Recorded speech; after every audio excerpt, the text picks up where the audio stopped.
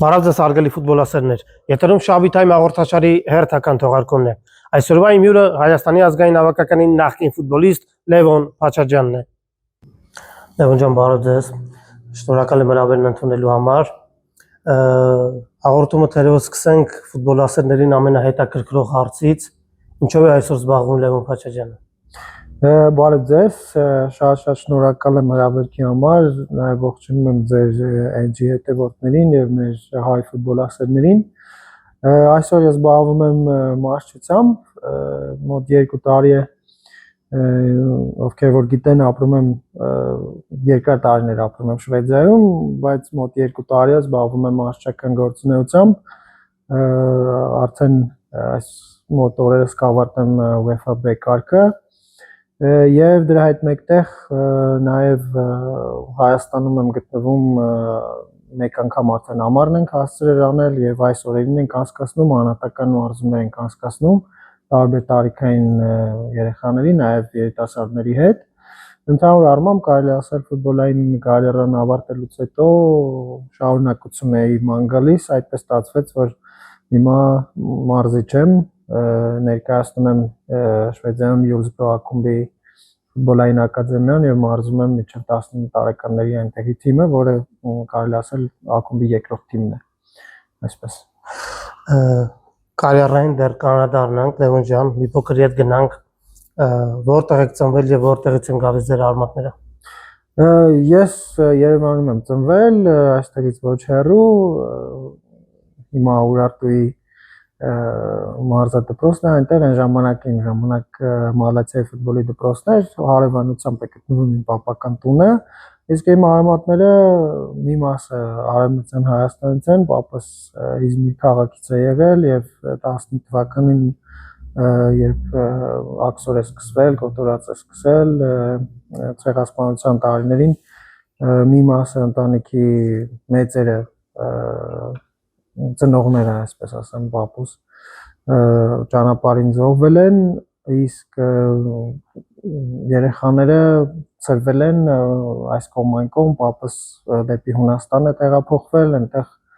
այնտեղից հետ է եկել Հայաստան եւ նաեւ իմ տատական կողմը արմատներով հույն են եւ այստեղ Երևանում հաստատվել են ներգաղթի տարիներին 50-ականների սկզբներին, ինչքան գիտեմ, 40-ականների վերջում, 50-ականների սկզբներին եւ այնց հետո արդեն կարելի ասել որս սերունդն է արդեն եկել, այնց հետո մենք ծնվել ենք, մեծացել ենք Երևանում։ Ինչպես է հիշողությունները կպահպանել մանկությունից Լևոն ջան։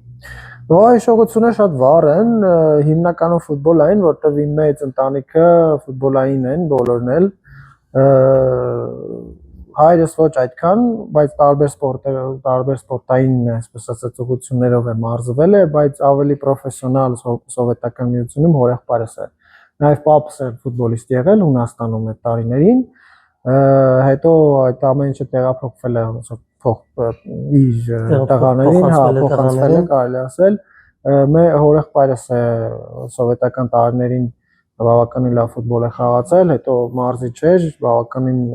լավ մարզիչ է եղել, մանկապատանեկան տարիքի, այսպես ասած, թիմերում, հա, Էդգար Մանուչարյանը, Տիգրան Բարսեղյանը իր մարզած երեխաներն են, կարելի ասել, իր մոտից են դուրս եկել այդ ֆուտբոլիստները, եւ նաեւ հորեղբորս տղան շատ տաղանդավոր ֆուտբոլիստ էր,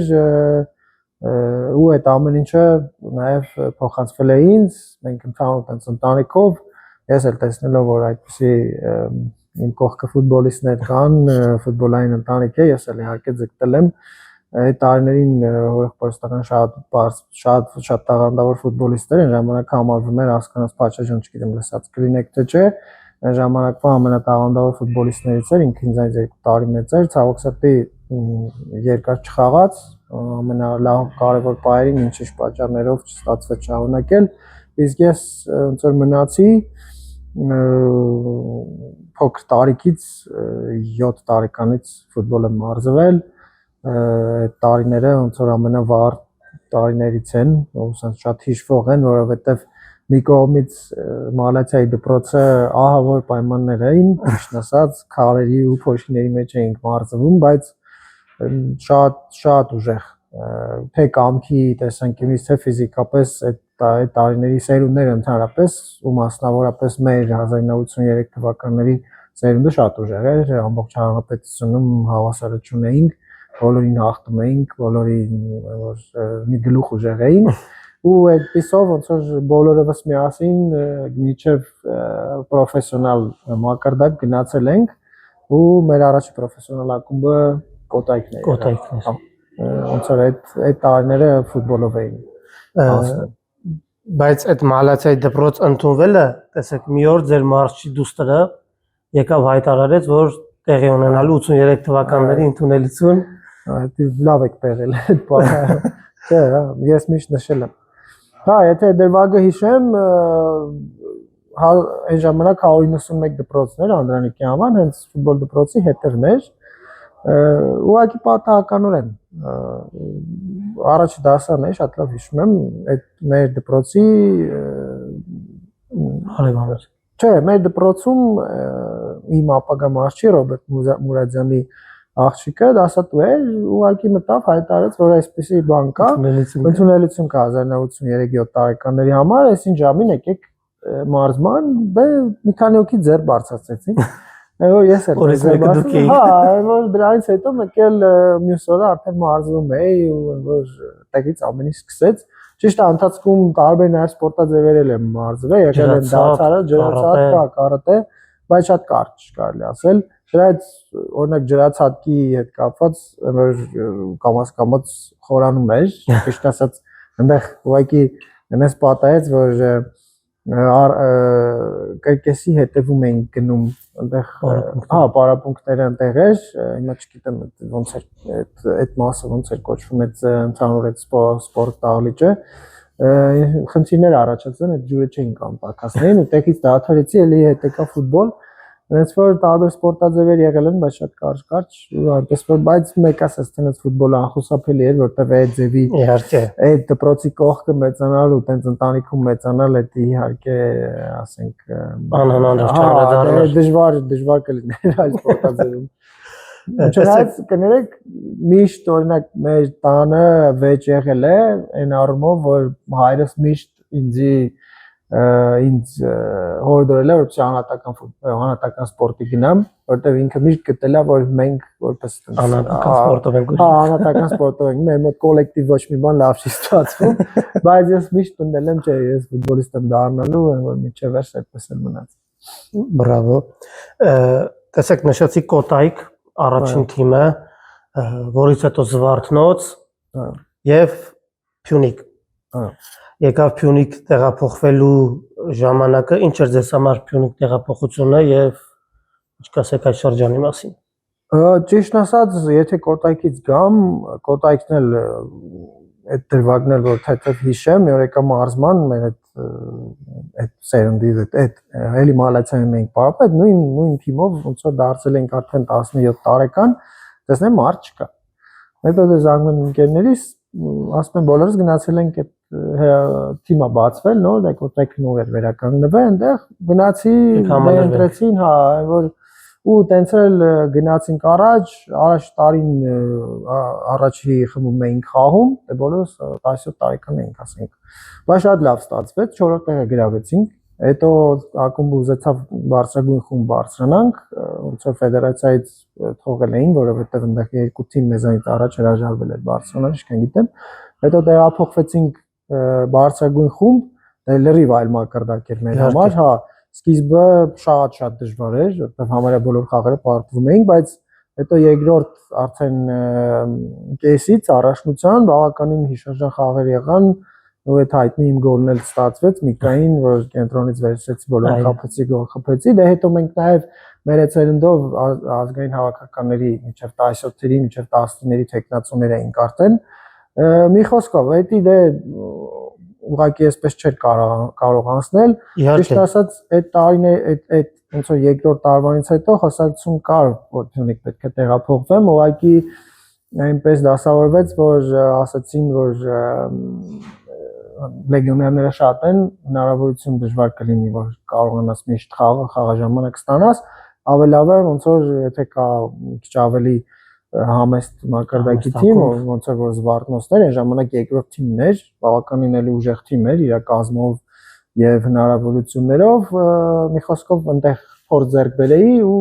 տեղափոխությունը նաեւ կլիներ, բայց դե իհարկե այն ժամանակվա Պյունիկը դա այսպես ասած ազգային հավաքականի բազան էր եւ կարելի ասել ցանկացած մանրամասն երիտասարդ ֆուտբոլիստի համար դա ահռելի քայլ առաջ էր ու մեծ հնարավորություններ էին բացվում, հենց հնարավորություն եղավ իհարկե մի անգամից Չմերժեցիք։ Չէ,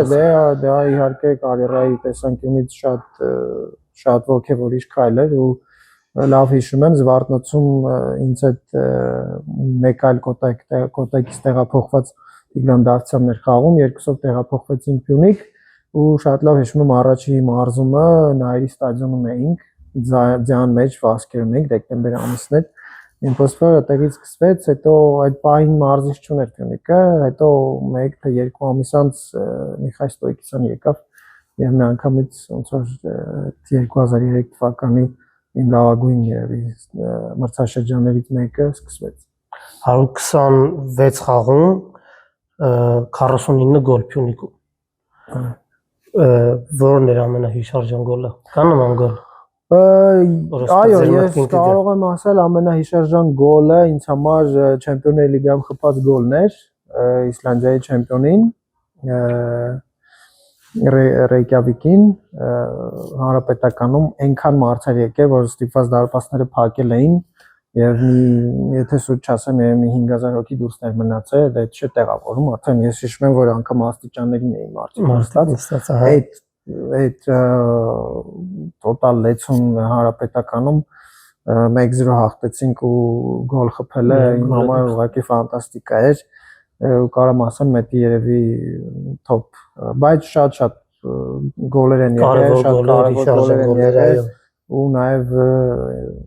կարելի ասել մի պահ եկավ ուղղակի այդ գոլը դարել էր սովորական բան, այսպես ասած, դե որովհետև Պյունիկը միշտ այդ տարիներին տոտալ դոմինանտ էր առաջնությունում եւ իրոք այնտեղ խաղալը ինչ որ առումով նաեւ հեշտացել էր։ Եկավ արտասահման տեղափոխվելու ժամանակը Գայս, այո, որը նոր էջ բացեց ձեր կարիերայում, ինչպես արձագանքեցիք այդ առաջարկին դեպքում։ Այդ ժամանակահատվածում խոսակցություններ շատ էին, ես արդեն գործակալ ունեի եւ շատ ավելի բարձրակարգ ակումբների մասին էր խոսքը գնում, եթե անկեղծ ասեմ, բայց ռեալ առաջարկ եղավ Շվեդիայից, ճիշտ ասած էլի շատ երկար չէինք մտածում, որովհետեւ հասկանում էինք, որ Հայաստանում խաղալը արդեն ու կարելի է ասել ամեն ինչ սպառել էի, ես այդ ժամանակ արդեն լավագույն ֆուտբոլիստ էի, Հայաստանի հնգյակի չեմպիոն էի, սուպեր գավաթը մի քանի անգամ հաղթել էի, գավաթն էի հաղթել, լավագույն կիսապաշտպան էի ճանաչվել եւ արդեն կայուն հավաքականի անդամ ֆուտբոլիստ էի։ Քայլ առաջ ինչպես ասում։ Դե արդեն այն պահն էր, որ իրոք պետք է դուրս գնայի։ Եվ մի քանի ուղղակի ուսումնասիրություններից հետո նաև ակումբից համաձայնություն, այսինքն Պյունիկից համաձայնություն ստանալուց հետո որոշեցի, որ կարելի է գնալ այդ հնարավորության ընդառաջ եւ տեղափոխությունը եղավ եւ կարելի ասել ինձ համար նոր իրավիճակ էր լրիվ այլ, այսպես ասած, քաղաքակրթություն, միջավայր, մտածելակերպ կարելի ասել ինչ որտեղ նաև այդքան էլ պատրաստ չէի, որ հետայացք եմ գցում նաև վերլուծում եմ թե ինչ եղավ այդ 1-2 տարիների ընթացքում, բայց շատ հիշարժան մրցաշրջան հասկացեցի այդ առաջի տարին Գայսում, ուղղակի կարելի ասել բոլորը այդ ամեն ինչի մասին ներսում Շվեդիայում ֆուտբոլային հասարակությունը շատ էր խոսում, գոլեր եղան թե Մալմոյի դարպասին, թե Այքի դարպասին, թե Համարբի դարպասին շատ հիշարժան Գոթեբորգի դերբիում լավագույն ֆուտբոլիստ ու մի քանի անգամ խաղի լավագույն ֆուտբոլիստ եւ այլն, բայց ստացված էր ամեն։ Հա, այդ առաջի տարին շատ ստացված էր, բայց մի քանի այլ խնդիրներ առաջ եկան, մի քիչ գործակալների հետ կապված ինչ-որ հարցեր կային, հետո ես մի քիչ շտապեցի, ճիշտ ասած, ուզում էի ավելի բարձրակարգ թիմում խաղալ, որպեսզի Եվրոպայում եվրոպական մակարդակի ֆուտբոլ խաղայի, որտեղ Պյունիկից արդեն ոնց որ մնացել էր այդ չգիտեմ Չեմպիոնների լիգան այլն հանդես գալու այդ մոտիվացիան երևի այդտեղ մի քիչ շտապեցի, հետո այնպես ստացվեց, որ պետք է տեղափոխվեի Պաոկում չստացվեց, այո։ Հետ եկա, հետո գնացի Նորվեգիա։ Ֆրեդրիկստադ, այդ պահին Նորվեգիայի փոխ-չեմպիոններ, բավականին բարձրակարգ թիմ էր, ինձ վարձավճարով վերցրեցին 6+6 ոնց որ ամիսներով ժամանակաշրջան, բայց այնպես եղավ, որ սկիզբը մի քիչ տարօրինակ ստացվեց այդ ակումբի հետ, ճիշտ ասած, իրանք ոնց որ ինձ վերցրեցին վարձավճարով, հետո այդ տեղի համար բռնեցին մի հատ ուրիշ ֆուտբոլիստի գնեցին։ Ու մեխանիկորեն ես ոնց որ դիետին պլան մտածեցի, ես էլ այդ պահին իմ ամենա, այսպես ասած, խաղալու ժամանակահատվածն էր, այնպես ստացվեց, որ սկսեցին ինձ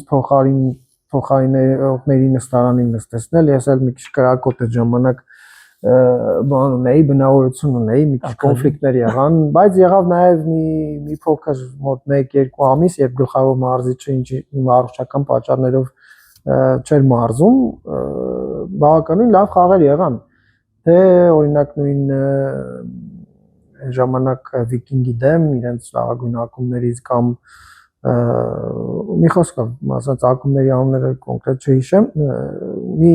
3-4 խաղ շարժան կայուն խաղեր եղան, հետո այդ մարզիչը հետ եկավ, էլի չսկսեց ինձ չդնել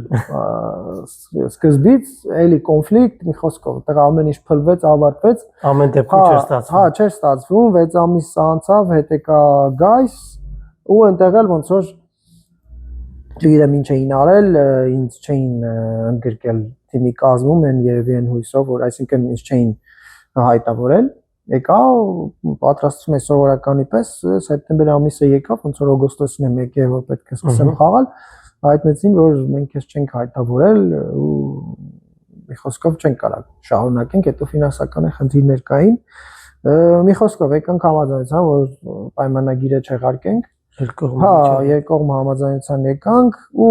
սեպտեմբերի վերջն էր, վերադարձա Հայաստան, դե այդ ժամանակ տրանսֆերային պարտուղանը փակ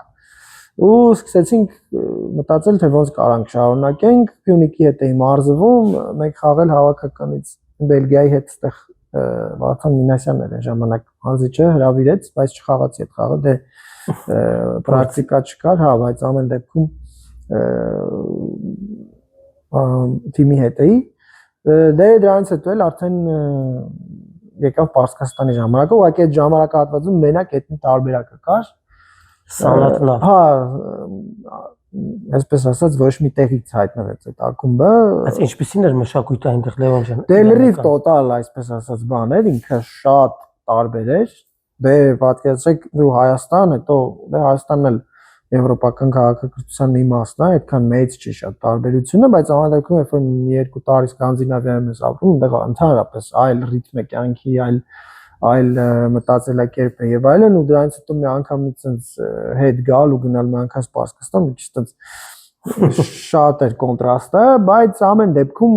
սկիզբը մի փոքր այսպես կարելի ասել հետ գնացի այդ դեղի ընդհանուր այդ իրավիճակը տեսնելու ուղղակի այդ քաղաքն էլ է շատ սպეციფիկ, շատ շոկ, մի խոսքով անհարմար։ Հա, ամեն ինչով ոնց որ հակաֆուտբոլային ինչ-որ բան կար այդտեղ, բայց հրաշալի ստացվեց ամեն ինչ, այն առումով որ էլի միջազգային ինչ-որ ստանդարտներ կային բրազիլացիներ, օրինակ նաև մի քիչ ինչ-որտեղ բախտս բերեց մեր ֆիզիոթերապևտը, մեր սողը Հայաստանից էր, Զվարթնոցում աշխատած տարիներին, այո, ծանոթ էինք, Կարենը մեր շատ լավ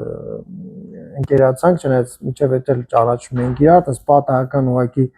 օդանավականում իրան տեսել եմ, չգիտեմ, աշխարհի տարում, զարմացած նայում եմ, ասում եմ դու ինչ ես անում, ասում եմ ես էլ եմ եկել այդ ակում ու տենց այդ էլ ինչ-որ առումով փոքրության օղակ էր, որտեղ մենակ այնտեղ մնալը ահավոր բարդ էր իրականում, բայց ֆուտբոլը իրոք շատ լավ ստացվեց, այդ տարի դե առաջին դիվիզիոնի թիմ էր, հաղթեցինք դիվիզիոնը, բավական ուժեղ կազմ ունեինք, մարզիչն էլ պորտուգալացի էր, հաղթեցինք, բարձրացանք բարձրագույն խումբ ու այդ էլ ինչ-որ առումով նաև պատճառ հանդիսացավ, որ շարունակական լինի այդ ամեն ինչը, որտեղ ես չէի նախատեսել, չէ, 3 տարի տևի այդ ամեն ինչը, ես մտածում էի մի քանի ամիս ուղղակի ոնց որ բանում լինեմ, մարզավիճակ ձեռք բերեմ, այդ պատուհանը բացվի, հետ գնամ ու էլի գնամ կամ Հայաստան վերադառնամ կամ գնամ օրինակ Եվրոպա էլի։ Եկաք Հայաստան։ Դե 3 տարի խաղացի, բավականին էլի հիշարժան խաղեր, գոլեր, ուղղակի ֆանտաստիկա էր ընդեղի այդ բանը, ինչ են ասում, մթնոլորտը, մանավանդ եւ դիվիզիոնը հաղթեցինք, ուղղակի աշխարհի չեմպիոններ էինք մեզ գում, այդ քաղաքը ուղղակի շատ ֆուտբոլ այն, այնտեղ 99% այդ թիմի երկրպագուներ են, ֆանատիզմի աստիճան, շատ ուժեղ, ասենք մեզ ուղղակի հետո այդ հաջող մրցաշրջաններից հետո ես ուղղակի որ հել մեկ քաղաք, ասենք չի կարող նորմալ քայլեի, ուղղակի շատ բարդ էր, մարդիկ կարծեին նկարվել, ու մտնում էին զեղչում էին կամ անվճար էին տալի մի խոսքով, սենց էր օրս անցնում։ Եվ դրանից հետո 3 տարի խաղացի, հետո էլի մի հատ տարօրինակ մարզիչ եկավ, պորտուգալացի էր ազգությամբ։ Ես լրիվ ընդեղի առաջատար ֆուտբոլիստներից էի, անհամեստող չթվա, բոլոր խաղերին հիշարժան ամեն կերպ ամբողջ այդ 25000-անոց մարզադաշտը իմ ազգանունն էր կորում, անգամ ուրիշները գոլ էին խփում, իմ ազգանունն էին կորում, այդտեղ սովորել էին, մինչև հիմա էլ անգամ լինում է սոցցանցերում գրում են, ինչ-որ մեկնաբանություններ են անում։ Մի խոսքով եկավ, հետո այդտեղ կոնֆլիկտ եղավ, ես հայտարարեցի, չնայած մի տարի էլ դեռ ունեի, ասացի, եթե ինքը մնա,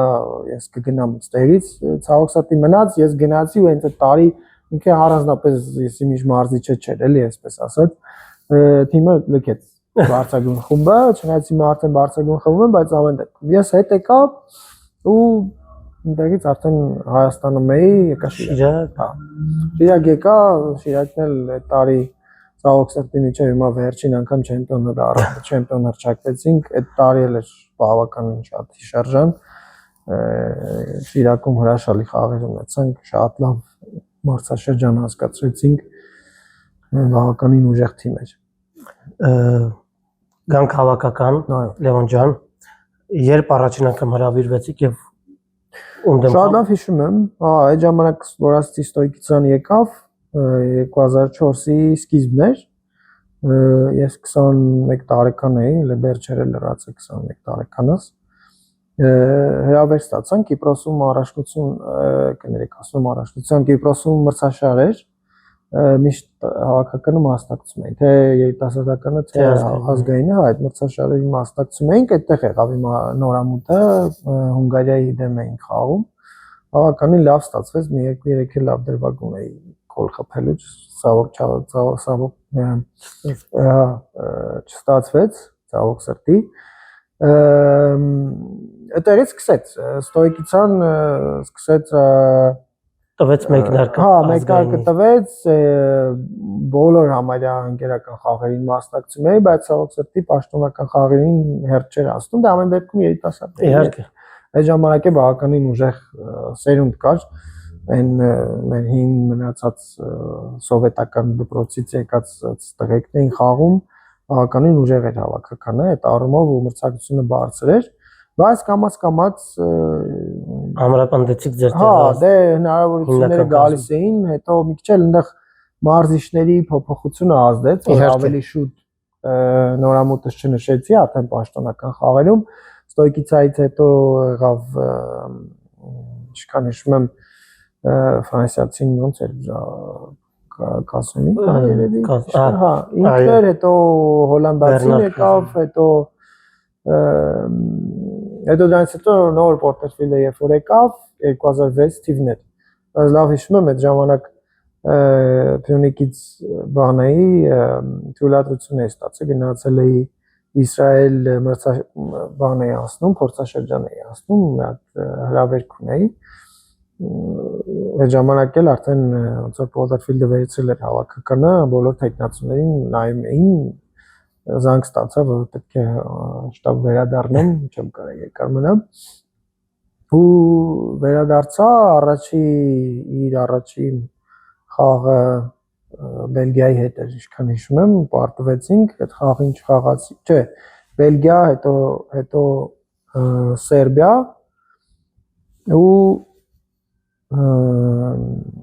ու Ֆինլանդիային արդեն մեկնարկային կազմում էի ու խաղացի այդ խաղը, դա եղավ 2006-ի նոյեմբերն էր երևի, այս ժամանակահատվածում մոտավորապես իմ առաջի պաշտոնական խաղը խաղացի ու դրանից հետո արդեն լավագույն կարելի ասել մրցաշրջանը հասկացրեցի հավաքականի կազմում Պոտենֆիլդի գլխավորած հավաքականում։ Հրաշալի հավաքական էր այդ ժամանակ 37 հանդիպում անցկացրեցիք հավաքականում եւ 2 գոլ։ Որ հավաքականների դարպասն եք գրավել։ Այդ ժամանակ առաջին գոլը խփել եմ Մոլդովային, երկրորդը Բելարուսին։ Ճիշտ է, շատ ավելի շատ պետք է լիներ իմ կարծիքով գոլերս, բայց ինչ-ինչ պատճառներով չստացվեց մի քանի լավ հնարավորություններ կային, մասնավորապես օրինակ Սերբիայի ընձեռած հնարավորությունն եմ հիշում, Քարամյանի փոխանցումից հետո օդից հարվածեցի դարպասապայի դեմքին, մի քանի մետրից, այդ դրվագը կա որ գտնեք։ Մի խոսքով եղան շատ հնարավորություններ, բայց ես որպես այդպեսին գոլահար չեմ եղել, ասենց ասեմ։ Իմ մոտ ավելի շատ էին միշտ ասիստները, փոխանցումները, գոլային պայել ստեղծելը, հա, այդ առումով ես ավելի որտեղ ավելի դասական էր իմ դիրքը, աջ ոտքով աջ եզրից էի խաղում ու հիմնականում դեպի դուրս ու նոր փոխանցում էր։ Հա, դա կարել եմ մի փոքր ինձ որպես այսպես ասած պատճառաբանություն բերեմ, բայց իհարկե դրվագներ կային, որտեղ իմ կարծիքով պետք է ես գոլեր ավելի շատ խփեի ու լինում են իհարկե ցանկացած ֆուտբոլիստի բայց ամեն դեպքում եթե գոլերին անդրադառնանք, այդպես է ստացվել, բայց շատ հիշարժան խաղեր եղել են ու նաև շնորհակալ եմ մեր հավաքականի երկրպագուներից, նաև մասնագետներից, նաև ձեզ նման նաև լրագրողներից եւ ֆուտբոլով հետաքրքրվողներից ու մասնագետներից, ովքեր մինչեւ հիմա հիշում են ու նաև այդ ամեն ինչն է պատճառը, որ նաև ուշադրություն կա։ Իհարկե բոլորս ենք հիշում եւ կարծում եմ չենք էլ մոռանալ Լևոն Փաչաջյանի հրաշալի տեխնիկան, անցումները, ինչպես դուք նշեցիք, ասիստները։ Հա, դա։ Լևոն ջան, ձեր կարծիքով ինչպես կարելի է այսօր բարձրացնել Հայաստանի հավաքականի խաղային որակները,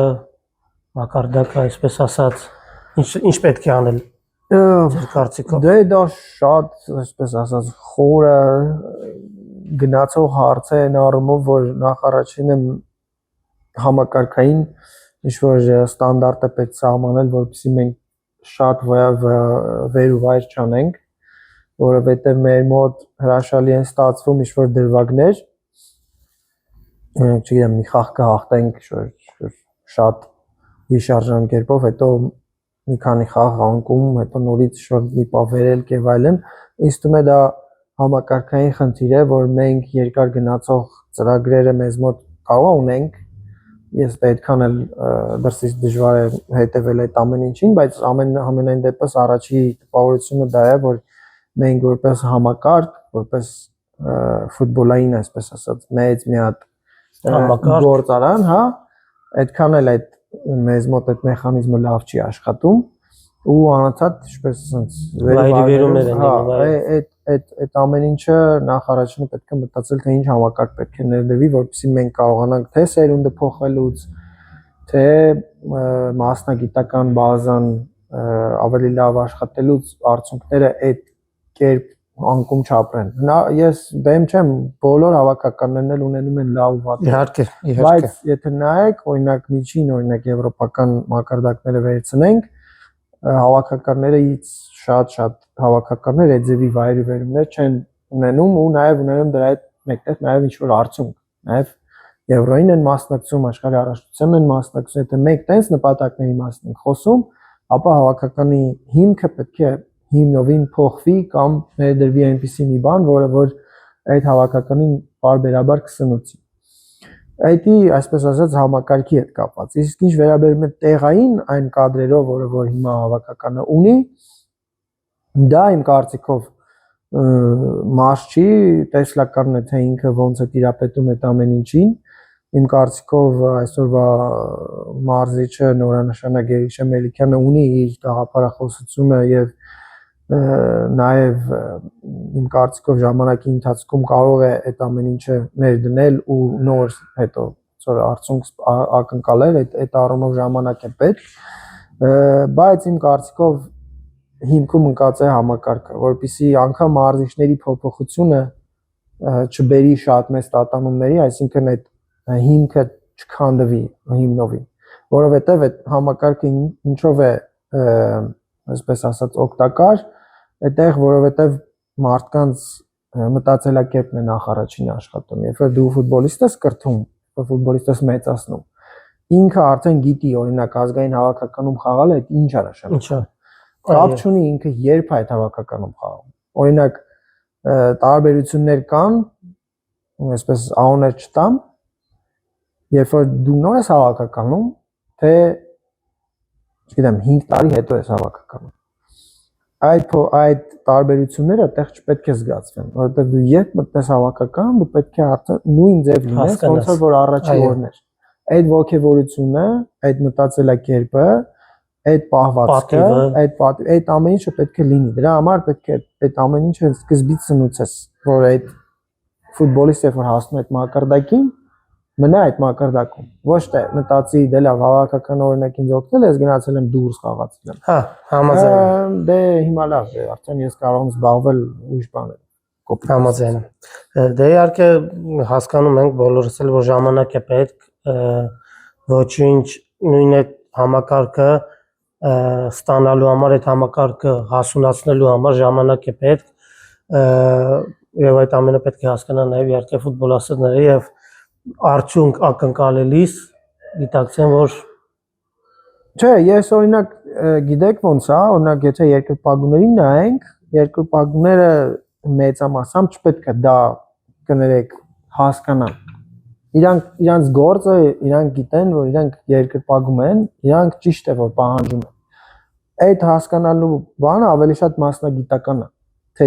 թե մասնագետները ոնց են այդ ամեն ինչը հասկանում, ոնց են դա մատուցում եւ ոնց է այդ ամեն ինչը կառավարվում ու հետո ոնց որ արդյունք ակնկալվում։ Դա շատ նեղ մասնագիտական խնդիր է։ Երկրպագուները կոպիտ ասած կարելի ասել միշտ ճիշտ են, երբ որ քեզանից արդյունք են գալիս են մարզադաշտ, ակնկալում են հասկանալ։ Մենք կարանք օրինակ մասնագետները, բան իմաց մարդիկ, երկրպագուների ինչ-որ ավելի փոքր խումբ, երբ որ նրանք տեղեկացված են թե ինչ process-ներ են գնում, իրանք կարան հասկանան այդ ամեն ինչը։ Բայց խնդիրը նրանում է, որ մեզ մոտ ուղղակի ժամանակի մեջ մենք չենք հասցնում, որովհետև ինչի նկատի ունեմ, որովհետև մեզ ոչ են սպասելու, դրսում որ մենք զարգանանք, այդ ամեն ինչ աշխատացնենք, նոր հետո մեզ այդ մրցակցության մեջ մտնեն։ Այդ ամեն ինչը, եթե մենք Եվրոպայի մասն ենք խոսում, համարապես, իրանք գնում են առաջ։ Այսօր Միքայելս առաջ գնում, իրանք գնում են 3-5 կա։ Դու այդ ժամանակի մեջ անընդհատ հետ ես մնում։ Այդ տարածությունը գնալով մեծանում է։ Համաձայն եմ։ Այդտեղ է խնդրեմը։ Մենք պետք է շատ արագ դրա մասին դրա հետ կապված քայլեր անենք ու շատ արագ շարժվենք, որ ոչ թե որ իրանց 3 քայլը փակենք, չգիտեմ 5-ով, որ այդ ինչ են ասում, տարբերությունը կրճատվի։ Դրա համար ես ինչ եմ ասում, այստեղ խնդիրը մենակ ֆեդերացիան չի, ֆեդերացիան այս ամենը չի կարող հասցնի ֆիզիկապես, որովհետև մենք հնարավորություններով փոքր երկիր ենք։ Այստեղ պետք է լինի լուրջ պետական մի հատ ծրագիր, որը որ կաջակցի, կխթանի ու այս ամեն ինչը կտանի առաջ, որովհետև մենակ ֆեդերացիայի հնարավորություններով այս ամեն ինչը մրցակցության տեսանկյունից դու չես կարող ուղղակի ֆիզիկապես դա անել, դու չես կարող մրցակցես, չգիտեմ 80 միլիոնանոց, չգիտեմ, երկրի, հա, երկրի հետ օրինակ։ Ու խնդիրը գիտեք ո՞րն է, մեկ-մեկ ինձ օրինակ են բերում նույն փոքր երկրները, չգիտեմ, Խորվաթիան եւ այլն, բայց Խորվաթիան նայեք իր դիրքը, ինքը Եվրոպայի մի մասնիկն է։ Իրանք այդ ամբողջության մեջ են մրցակցում։ Ուղղակի պետք չէ համեմատել։ Իրանք կողքն է այդ ամեն ինչը։ Երբ որ հենց մի անգամից ֆուտբոլիստ աճում է գնա Գերմանիա։ Կողքն է, Հայաստանը մի քիչ ավելի հեռու է, մի քիչ ավելի համեստ է, մի քիչ ավելի հետ է այդ ամեն ինչից եւ այլն, եւ լիքը պատճառներ կան, որ մենք չենք կարող անգամ ընդդեպի փոքր երկրների հետ համեմատվենք։ Այդ տեսանկյունից։ Համամիտ եմ։ Բայց հա, եթե կոնկրետ անանք, ու լավ, օքեյ, ես էլ պատճառաբանություններ չեմ սիրում։ Դրենք, գրեցին, պետքա, չգիտեմ, մտնենք, հաղթենք, ով ուզում է լինի, ասենք, չգիտեմ, նույն Պորտուգալիան է։ Ու եղել են դերվակներ, եղել են տենց իրավիճակներ, երբ որ մենք ուժեղ ենք եղել, խաղացել ենք, չեմ ասել, հավասարի հետ, բայց պայքարել են, Պայքարել են։ հիշարժան դրվագներ եղել են, բայց դրանք եղել են դրվագներ, խնդիրը դրանումն է։ Ու էդի պետքա համընկնի, չգիտեմ, 10, 12, 15 ֆուտբոլիստ ոնց որ իրար կպած լինեն այդ պահին, մի հատ լավ մարզիչ իրանց համապատասխան կպնի պատահականորեն ինչ-որ ձևով համընկնի, որ կարողանանք մենք 3-4-5 խաղ հաջող խաղանք, մեզ էլ հիշեն, ասենք գիտեք ինչ, օրինակ 2007-2008 թվերին սենց բան ա եղել։ Օրինակ վերցնենք կամ 2012-ի նույն ձևի։ Դրանում է խնդիրը։ Այ երբ որ մենք ունենանք այդ ձևի պետական աջակցություն, այ կունենանք այդ ամեն ինչը այդ աշխատող այդ մեխանիզմը, նաև պետական աջակցություն, այդ ժամանակ մենք կարանք ինչ-որ առումով խոսենք արդյունքի մասին։ Այո։ Նույն բանը ասում եմ, առաջարկում եմ օրինակ պետությունը չգիտեմ 7 հատ ակադեմիա չի կարա սարքի ամեն մարզում մի ակադեմիա։ Խնդրի, ասես որ պետության մասշտաբներից էս նայել։ Թող սարքի օրինակ, ասի չգիտեմ, այս ինչան, այս ինչ, արի, ասի վերցրա, աշխատացրա, դա լինի օրինակ այդ համակարգի մի մաս։ Ասես մի հատ բարձ բան եմ ասում։ Էդի կխթանի մարզերում ֆուտբոլը, էդի կխթանի մարզերում, չգիտեմ, թեկուզ այդ տարածքում մենք կարանք ունենանք նաև սոցիալական ինչ-որ բում, որտեղ ֆուտբոլը մենակ խաղ չի, ինքը սոցիալական երևույթ է, որտեղ այդ երեխեքը, ովքեր որ օրինակ նույն մարզերում են, ես հավատացած եմ, իրաց մոտիվացիան ավելի մեծ է, որովհետև այնտեղ հնարավորությունները ավելի քիչ են, քան մայրաքաղաքում։ Այդ իրանց համար կդառնա մի հատ, չգիտեմ, տաճար, որ գնան այդտեղ, այդ դրանով ողջևորվեն, ու ինչ գիտես, վաղ ամեսօր կարող է նույն մի հատ էլ տեղից, 2 հատ էլ, 3 հատ էլ Մխիթարյանը տեղից գան առա, օրինակ։ Բայց մենք շատ առանց էլ փոքր ենք։ Այդ էլ կենտրոնացրել ենք ամեն ինչը մի հատ ավելի փոքր տեղ։ Այդ էլ կոտրել ենք, չգիտեմ, սարքել ենք մի հատ լեգիոներների մի հատ ընտրյալ ինչ-որ վիճակ, 7-10 ակումբ, ու այդ դրա մեջից ուզում ենք, չգիտեմ, եթանք Բելգիային հաղթանք։ Ոնց կլինի դա։ Անհնար է։ Ես դες բանի էդի ամենապարզ բաներն եմ ասում։ Հələ մասնագիտական բազան, մասնագիտական խնդիրները մի կողմ, որ նայում ենք ինչքան ռեսուրս ունենք ներդնելու, օրինակ նույն մարզչական, չգիտեմ, սկաուտներ, ագենտներ, ֆուտբոլային գործակալներ, այդ ամեն ինչի մեջ ինչքան մեծ ներդրման տեղ կա։ Այդ ամեն ինչը ասում եմ մենակ ֆեդերացիայով չի լինի, 1-2-3 ակումբով չի լինի։ Դա պետք է լինի մի հատ ընդհանուր, ինչի մասն ենք խոսում, միջև հիմա օրինակ Հայաստանը հատ ֆուտբոլային մարզադաշտ չունի։ Դրանք ցավալի խնդիրներն են, բայց հաջողություն մաղթենք թե հայկական ֆուտբոլին, թե Հայաստանի հավաքականին։ Եվ Լևոն ջան, անցնենք իմ ավանդական 10 հարցերին, որ ես միշտ տալիս եմ իմ բոլոր հյուրերին։ Եթե մեկ բառով նկարագրեք ինքներդ ձեզ, որ բառը կլինի դա։ Երևի համեստություն։ Համեստություն։ Որ հատկանիշն եք ամենաառաջինը կարևորում մարդկանց մեջ։ Հավատարմությունը։ Ով է պատմության լավագույն մարզիկը։ Մեսին։ Մեսին։ Երևանում որն է ձեր սիրած վայրը։ Աբովյան փողոցն եմ շացրել։ Եթե հնարավորություն ունենայիք ժամանակը ետ տալ, ինչ կփոխեիք ձեր կյանքում։ Ոչ մի բան։ Ոչ մի բան չէ։ Ով է պատմության մեծագույն հայը։ Կամ հայերը կարող եք մի քանիսին նշել։ Պատմության մեծագույն։ Շատ դժվար է միանգամից։ Իմ կարծիքով Ազնավուր, Անդրանիկ Ղոզանյան, Քրքրքորյան։ Շատ են։ Հա, շատ են։ Շատ են։ Խորանամ դերասաններից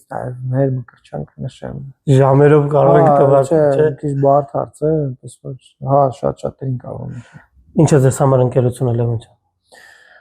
Ընկերությունը, դա իմ համար առանձին թեմա է, այդտեղ զետեղված են ամեն ինչ, հավատարմություն, նվիրվածություն, ուրախություն եւ տխրություն կիսել ընտանիք է։